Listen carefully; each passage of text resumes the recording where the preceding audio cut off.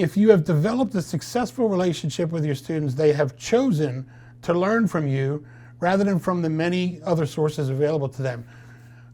Talk about, it seems to me like there's a lot of trust in that somehow you have to build, you almost have to convince them that I am a good teacher, I'm good for you, and I'm worthy of learning from. Is that fair to say? I feel like that is pretty accurate. Okay. Yeah, and especially, like I say, with this age of student, if they wanted to learn, I'll say trumpet again, if they wanted to learn trumpet, they could buy a trumpet and watch YouTube videos and not interact with a single human teacher, and perhaps, get some success from that, perhaps.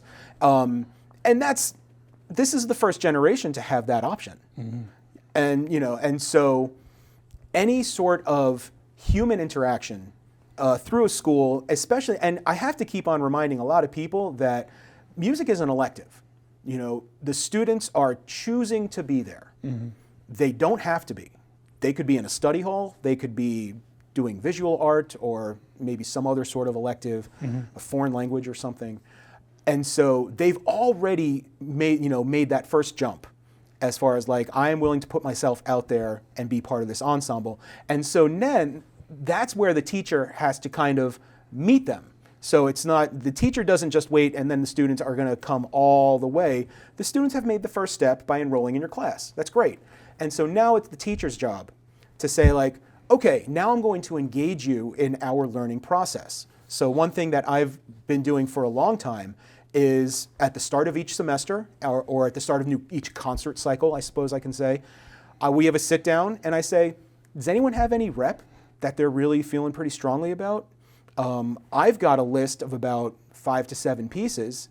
I'd like for us to listen to them right now and I want to vote on them. I want to get your ideas on what are the pieces that you would be interested in playing. And there are some teachers who say like, okay, it is August, I have chosen my rep for the entire year. Because that's a good feeling. Yeah. You don't now you don't have to think about it anymore. But then if you're just throwing music in front of a student and they're not feeling it, are you going to have the end result that you want? As opposed to maybe having them had a say in the music that they play.